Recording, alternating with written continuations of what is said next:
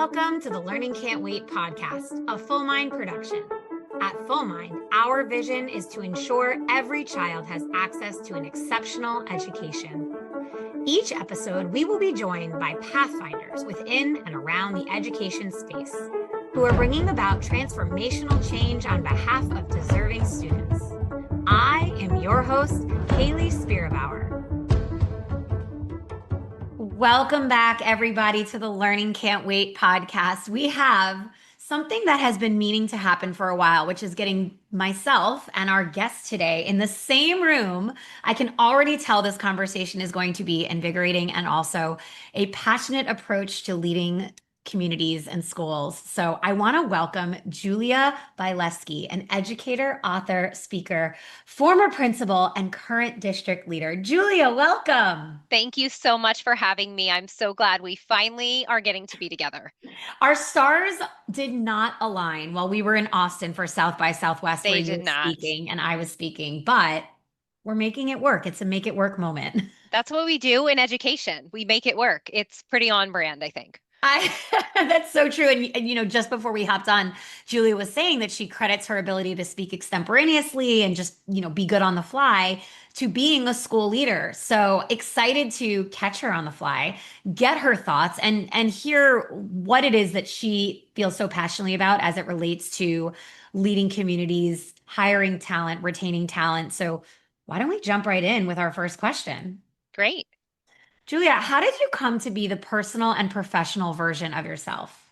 I've never been asked this question in quite this way before, and I love it. I think the short answer is I came to be the professional and personal version of myself due to the breadth of experiences that I've had in public education. I started as a classroom teacher and I taught elementary school. And while I was doing that, I had the opportunity then to teach multiple grade levels and to get some different experiences in different schools and on different teams that really helped lay a foundation for me to be able to be agile in some other parts of my career later. While I was teaching, I had the gift of having the opportunity to do some work in partnership with our curriculum offices in the district where I was working at the time to do some teacher professional learning and training around elementary science, which was like a real passion area for me as a teacher. I loved teaching science. I loved seeing those light bulb moments for students and how excited they got to move around the room and to manipulate different materials and to just be really creative thinkers. And so I built on that by doing some curriculum training and some things over the summer. Like every time there was an opportunity, I would jump in and do it. And that led to having the opportunity to work as an instructional specialist in the district where I had taught and write curriculum for other educators in our district and lead countywide professional learning opportunities in the area of elementary curriculum in general. I wrote the science curriculum and then we would do the trainings together. And after doing that, I really missed being in a school because for 3 years I was out of the school setting and I was away from the children. And so I throw my name in the hat for the assistant principal pool and became an assistant principal. And I had the gift of doing that job in two different districts here in Maryland, where I live, across two different schools before being promoted to elementary principal in which I served for 5 years before transitioning into my current role, where I'm leading the recruitment and hiring team for a large district here in Maryland, where we have 9,000 employees. We serve 57,000 students in 78 schools. So I really think all of those experiences and the breadth of those experiences are really what have led to me to be the person that I am today. I bring each one of those lenses to my current work, which I think is really critical in the recruitment space for educators, of really having that understanding of all different places, different roles, and having that lived experience in the role. And then the other part of your question was about how I became, the personal person who I am. And I think education is such personal work. I don't think I've ever met Mm. anyone working in education who doesn't put their full heart into this work. And when you put your full heart into something, it really bleeds those personal and professional lines. And so what that looks like for me is like the person that I show up as every single day is the same person that I try to be personally. I try to pull on the strengths that I know I have professionally at work and maybe uplift those things in my personal life so that the other people who love me in my life, get those gifts and vice versa. Um, because I really do view myself, when you asked how to introduce me, like the word educator will always be first. That is the Mm. very first way I always want to be introduced. It's how I want to be remembered, that's what I devoted my, not just my career, but my life to. And it is such people focused work. And now I get to do it on a larger scale and hopefully have an impact on the people who are serving the children, and the communities. But the professional and the personal, they have always run together for me for that reason. They're so clearly inextricably linked, even in your reply here.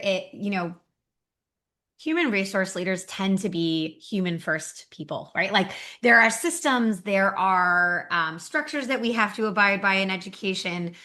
And especially in schools, when you're dealing with the outcomes for little kids and their futures and everything they need to acquire while they're in the school building every day, it is so valuable to have leaders at the top speak the way you're speaking and have mottos like the one that you have. I was reading your motto and I was feeling very drawn to it. And I'm hoping maybe you can just explain it in your own I would words. love to. Be brave and care for people or care about people. Yeah. I think I personally agree with that, but can you tell us all why that's an important mantra for you? Oh, absolutely. So I would, if you don't mind, I would love to tell you the story of how that mantra came to Yeah, be please. I'd and then love what to it hear it. means. So, and I tell the story in my book. You mentioned at the beginning of the podcast that I'm an author, and I did write a book about my experience as an elementary principal. And in the book, I tell the story of that mantra and how it came about. So our staff was returning from the closure after the COVID pandemic, and we were coming back together as a staff for the first time that everyone was returning in person in the building. We were preparing the week before students came to greet the students, and as you can imagine, people were in all different emotional places, and there were. It had been a long time since people had seen one another in person. So there was a lot of relief. There was also a lot of trepidation because that year we were reopening in a hybrid model. And so it was very uncertain for our educators, like, how am I going to do this? I might have some students in person and some students at home. And there had just been this sort of shared, very challenging experience we had all been through. So as a reset activity, I led the staff through the exercise of the 6 word story. And if you're not familiar with that, there's a famous Ernest Hemingway story that he was dared by a friend or made a bet with a friend that he couldn't tell a story in 6 words. And he took that Ooh. bet. And the story that Ernest Hemingway told was for sale, baby shoes, never worn. And Mm. he showed how you can tell a whole arc and an entire story, right? That like tugs at your heartstrings in only 6 words.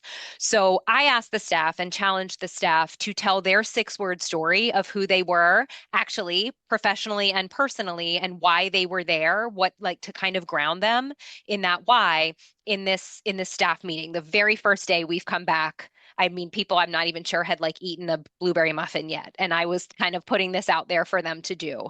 And so I walked them through the exercise and I already had mine. I knew I had mine like on a slide for the end, but I walked them through the exercise. I gave them some processing time and think time, and then they shared with one another. And Hayley, there were tears, there were people hugging. There was one person who came up at the end and was like, that was a lot for the first day back, but I'm so glad we did it because I just needed a moment to like ground myself in why we were here. And then at the end, I shared with my staff that my 6 word story explaining, who I am and who I hope to be coming back into our school after this challenge of the previous year was be brave and care about people. And what that means to me, it really sort of in it captures my philosophy of leadership, which is that it's not for the faint of heart. So you do have to be brave. You have to be willing to make challenging decisions. You have to be willing to engage in uncomfortable conversations that need to be had. You have to be willing to be vulnerable and to put yourself in some in some spaces where you might feel like you're not quite ready yet, or you don't quite have the decision or the answer yet, but you're going to do the work and show people that you're going to, put the work in for that. So that's the be brave part. But Mm, then, probably the and care about people needs no explanation. But those two things go together for me. Like you cannot have one without the other in educational leadership, in my view. I've tried. Sometimes, like I've yeah. tried to do just the brave part, right? And we know that does not land well because we are in the people business with students, with families, with Yeah. staff. I've tried to just do the care about people part, and that doesn't work either.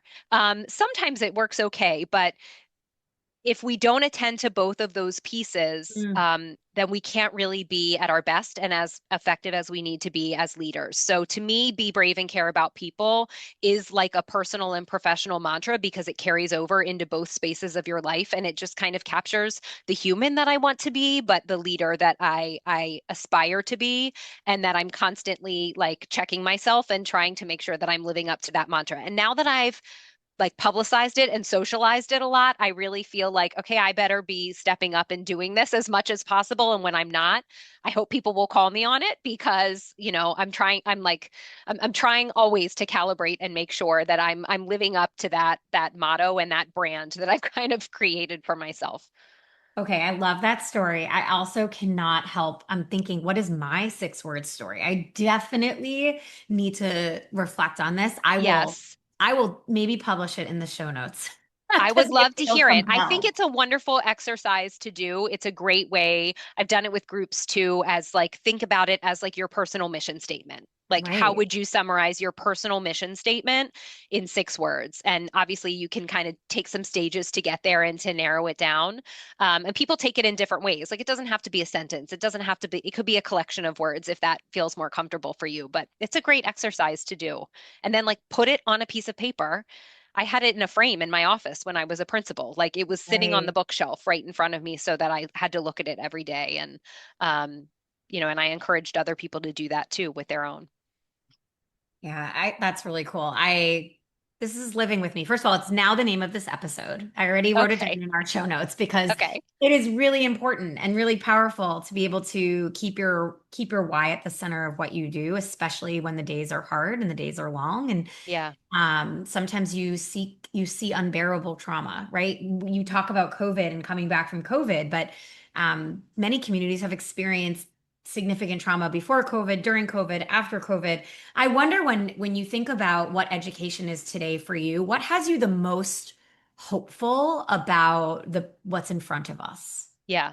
You know what has me the most hopeful is that I have the gift in my current role in recruitment of engaging with a lot of undergrad education students. And so what has me the most hopeful is every single time I get to have conversations with pre-service teachers who are in education programs. They are, whether they're a freshman and they've just kind of decided that education is their major, or maybe it's not even their major yet, but they're already toying with the idea of like, what if I either declared that, or what if I got a master's right after graduation so that I could earn my educator certification? Um, that is what gives me hope, right? Like all of us are temporary in our roles, and we have to have a legacy of people coming up behind us into all of the critically important roles throughout a school system, throughout a school, and throughout like the larger landscape of education and sort of the what's the word? The word is escaping me, but the larger landscape in education I say of the ecosystem, ecosystem. that's the word. Yes. Yes, the larger ecosystem of education and all of the community partners um, and and vendors and everybody who supports education. We have to have a legacy of people coming up behind us because, we're all temporary in our roles where we are. We might be here for a year, we might be here for 15 or 20 Right. years, but at some point, someone else is going to come and occupy our seat. So, what makes me hopeful is every time, and I do fortunately get that opportunity a lot in my work, to engage with pre service teachers and to engage with people who maybe have done other things in their career already. Maybe they are my age, they're my peers, but they have done work in the federal government. They have done work in the private private sector, and they are looking for something new and for something that has that connection to the why that you and I were talking about. And they're like, what could that look like for me to maybe transition into a role in education?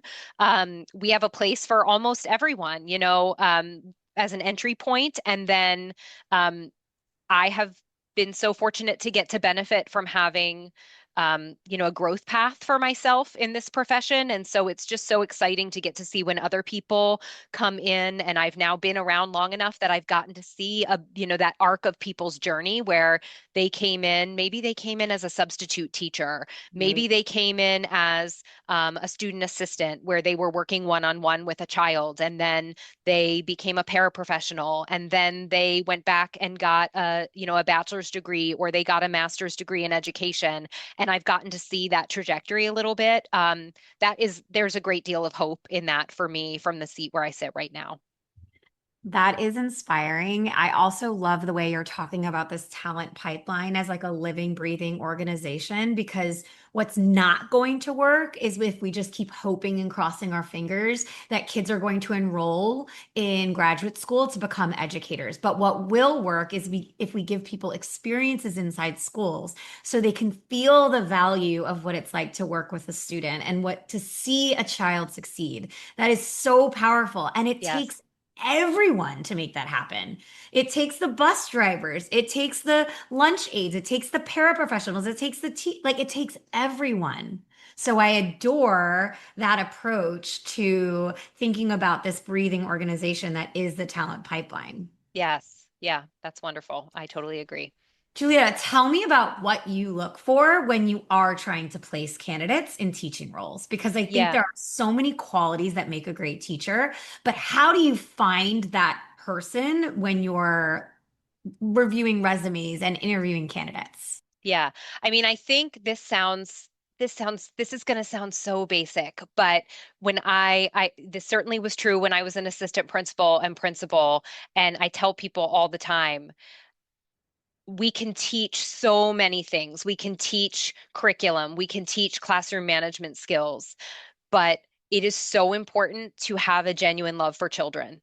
And so it sounds basic. It sounds like, well, duh, of course, people who want to work in education love children. But as in all of the leadership roles that I've had, the number one thing that I've looked for is someone who does have a genuine love and care for children, because we have to we you talked about trauma. We have children who come to us um, each with their own individual background, and they walk into school and they need us to meet them where they are. They need us to greet them with love, and they absolutely need us to provide them high quality first instruction, all of the things. But those are things that people learn over the course of their career. It's a lot harder to teach or to work with somebody to really love and appreciate all children and to believe in the capacity and the power and the potential of all children. So that might not be the answer you were expecting with that question. It's like not very granular of like what someone can put on a resume. But my advice would be for people to really think about how they can put that forward on their application if they're writing a cover letter, for example, but certainly when they get into a situation where they're in an interview, because it's very easy and clear to tell when people do have that genuine love and care for children and for students and working with them and their families as partners. That is like the intangible thing that I think really sets apart like a good candidate from an exceptional candidate. I don't think it's intangible at all. Would it be accurate to say that you are happy for teachers to learn skills in the classroom, but it is non-negotiable for them to have that attribute of loving and believing in the capacity of all children? Yes, I mean, I think that's accurate. And I would even say, you said teachers, I think, and I would just want to say that Oh anyone yeah. working in a school system, I work in human resources now. We have a whole business side of the house, as you very well know, in a school system. Mhm. People in human resources or in operations or in finance in a school system could do their jobs anywhere. They could work for any number of private sector, and they choose to work in a school system, often because they are connected to that mission. So I would say it's equally critical for every single person who is considering a role in education, whether it's at a school level or at a district level, to really have that connection to the mission and vision of the organization, because that shows up no matter what role you have in the school system. It shows up in your work every day. The sense of urgency is automatic. It's there. There are students every single day who are walking into the buildings who need us all to be doing the job that we're here to do to the very best of our ability. Is there a particular question that you like to ask to assess that mindset, or is it just a general sense you get as you're talking to a candidate? I think it's more a general sense that you can get. I mean, I'm a big fan of like giving a candidate the opportunity to introduce themselves in some way through a question. And, it's a very common thing in education where there might be some iteration of a question that's generally like a tell us about yourself. And I Mhm. think that the response to that question should be very intentional. It's something that we can prepare for as candidates. We can think about, I'm going to be meeting with Hayley. She's going to be interviewing me. What do I really want her to know about me? Because this is like my freebie to make sure that I don't know what she's going to ask me, but I can make sure she knows these things about me by the end of our conversation. So I really value asking that question of candidates, to see how they utilize that opportunity to introduce themselves. Um, but I do think like it is obvious, it's woven throughout people's responses, even if they are answering a very technical question. And if they are interviewing for a position that maybe isn't student facing, maybe they're doing something at the school level that is, we have a lot of positions in our secondary schools where they might be doing bookkeeping work and they're not going to be student facing every single day. Yes, they work in the school building and they interact with children, but the core responsibilities they have are not student facing. Asking some kind of a question about like, what about this job appeals to you? And I would hope to hear something about that connection to the mission, in the Mhm. answer. Because again, like that is an example of a job that someone could choose to do in any number of industries, but something has drawn them to, apply to work in a school or in a school district. And hopefully it is the connection to the mission. Okay, so you've landed these great candidates. You have these excellent teachers who are so deeply committed to the work of changing lives with kiddos. How do we retain talent? This is one of Yeah, the biggest, most challenging questions for school districts today. yeah, I talk a lot on the podcast and interview a lot of folks about the there was a question in the media about if there are enough teachers in America. And the answer is yes. There is a surplus of teachers to the number of positions. However, talent is not easily distributed and teachers are burning out quickly. yeah, So, what would you advise school leaders do to ensure we avoid burnout with our teachers yeah. and our uh, different personnel within school districts? Yeah, I mean, obviously, it's not a simple answer. This is a very complex problem. And so I don't in any way mean to communicate that there are like simple tips that you can do and it will solve all the problems. If someone had figured that out, then we wouldn't be having this conversation, right? But Fair. there are things that the research tells us can help to support teacher retention when teachers feel like they have autonomy and a voice in decision making. So for school leaders, looking and really, um, like erring on the side of almost giving more opportunities than you feel like you should or can for teachers to have a voice in decision making at your school, and at the district level as appropriate, as a leader that you have control over is critical. Thinking about protecting their time. Teachers, everyone who works in education is time poor, and there will never be enough time. But Mm. as a leader, a huge part of our job is in protecting the time of our people. So any opportunity that we can have to protect time, to give time back, to really be mindful and thoughtful about initiatives and how we manage those within our buildings, is critical.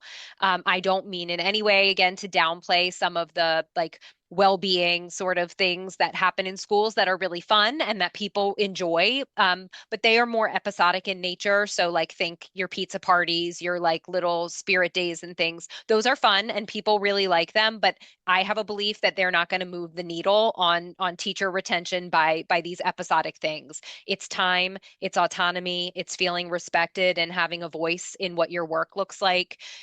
Education traditionally has not been a very flexible profession in a lot of ways.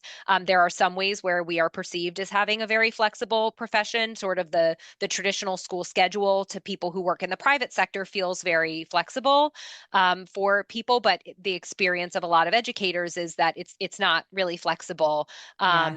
I know we all know like the adage of it's easier to come to work, not feeling your best than it is to spend, 3 or 4 hours preparing sub plans to be out the next day. So systems that leaders in schools can put in place to help to support any type of flexibility. And I mean, that can look like, Hayley, something as simple as, um, you know, providing time and structures for class coverage for people to be able, some districts, people are able to do that, or some contracts, with their teachers' unions, people are able to maybe just leave for an hour at the end of the day instead of taking a whole half or full day off of work to go to a dentist appointment. Like Mhm. any opportunities that school leaders have for that flexibility, in my experience, educators see it and they value that, and that makes them feel valued. They understand what they signed up for, so they know what the schedule is like, but just any opportunities they have for time is really invaluable. And then the other piece that I think is so important with retention is that it really starts from the moment, it actually really starts from like the experience a candidate has interviewing with you. And Yep. so with like my current lens, I really think more and more about how um, our school leaders can just from the jump of even setting up and scheduling the interview when they're scheduling school-based interviews with candidates for positions, how that can make somebody have a positive experience. And even if they're not the right fit for that particular position at your school, there might be a neighboring school in the district where they're a great fit. And that's like the perfect place for them to be. But the experience they had at that first interview could color whether they want to come work in the district. So I actually think like it's a great gift to be maybe that first point of contact with someone, but the whole experience they have through their interview from the first day they walk in the building on their first day, the things that we might take for granted, like knowing where the microwaves are and knowing where, who all the people are that can help them get into their classroom in the morning if it's locked, and where are the mailboxes and what are the expectations around this, and that, and just helping to foster connections, especially in larger schools where there might be 1 or 200 people on the staff. It can be really intimidating. I mean, I remember, and you probably remember, like walking in that Mhm. first day. Now I have a lot more confidence and I kind of walk in and sort of make my own space. But I remember being 23 and just thinking like I was waiting back for someone to come and sort of welcome me and greet me. So we can't ever take that for granted either. That initial onboarding experience when they get to a school is so important, and it really does like play out in the long game of someone's career to how valued they feel and to the retention piece. I love the philosophical and the practical because the truth of the matter is it is also a mindset to consider even the candidate process part of your retention strategy. And you've given some really practical advice here for folks listening in as to how to, without costing any money, Yeah, ensure that new teachers feel welcomed and seen and supported. So often there's red tape in school districts. There's, different conflicts that make prioritization of different actions challenging. Like providing every teacher a mentor is not as easy as it sounds. yeah, So when you can simply say, on the first day of a on the first day of a teacher's candidate or excuse me, experience at our district, you're always going to greet them. Can you just be the person that pops your head in? yeah, How you finding everything? Do you know where the bathroom is? Like yes. that goes a long way. Um, like you say, humans like to be seen, they like to be recognized, and so much about a person's quality of work experience is about belonging. 100%. It truly is. And I'm glad you brought up the piece about like mentors. That's all critically important too, right? Like the induction experience that someone has in their first year or few years is really important. And so as a school leader, obviously you have to leverage what resources you have through your district, that you have access to. But there are things you can do by maybe that's not a formal mentoring relationship, but who can you pair them up with or buddy them up with? Even when you're thinking about like putting teams together, like where will people fit in a way that everyone will feel included and have that sense of belonging? It's so important. If we want it for the children, we have to start with the adults because if it doesn't exist for the adults, then we're just faking it with the children and the children can tell and it's going to impact them negatively. So it really is important to build that foundation. Like we're talking so much about the adults, but the experience of the adults in the building trickles down to the children. So happy teachers typically mean that there are happy children in front of them and happy families. And so it's a really important place to start. You've given me now a competition for the title of this episode. Is it Happy Teachers, Happy Children? Like maybe it's Uh-huh. that. You've given us so many nuggets and Yeah. wildly, we have rapidly wound up 30 minutes together. Julia, I had no doubt once we started exchanging text messages back and forth that this Yeah. would be how the conversation went, but you truly have shared some really beautiful ways that we can create encouraging, supportive communities for educators and change lives. I wonder what your final piece of advice would be to a teacher who's starting their career today.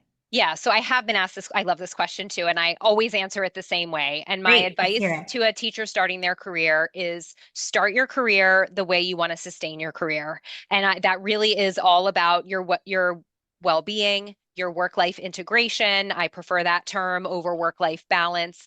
Like it may not seem urgent now, or it might feel like I can figure that out later. Like I'm going to go into my first year, my first 2 years, and I'm going to be in survival mode. And then I'm going to put the boundaries in place when I need to. And take it from someone who learned the hard way. My advice is always really think about what's important to you professionally and personally. And we're kind of like bookending our conversation here and talking about the professional and personal you and think about what that looks like for you and start the way you want to sustain. It's so much easier to put it in place from the beginning than to try to figure out how you adjust things or pull things back later. So it's always all about work-life balance, retention, and sustainability. My passion is the longevity and sustainability of our profession. And I believe that if all of our new educators coming up come in with that mindset, then we are going to have to build the rest of the systems around them. And that's where the real change will happen. Julia, you're such a breath of fresh air. I just wanted to name the title of your book for everyone, Leading with Grace, Cultivating Hope, Authenticity, and a Focus on People Throughout the Leadership Lifespan. It seems like you've given us a lot of insight into what that book is about, but also shared so much about your own experience in and around schools. Thank you for coming on the Learning Can't Wait podcast today. Thank you so much for having me. This was great. And thank you for everybody for tuning in. Thanks for listening to the Learning Can't Wait podcast. If you like what you heard, please rate, review, and share this episode. Be the first to know when we have a new episode by subscribing wherever you listen to podcasts. If you'd like to be a guest on the show or have a suggestion for an episode, email us at podcast@fullmindlearning.com.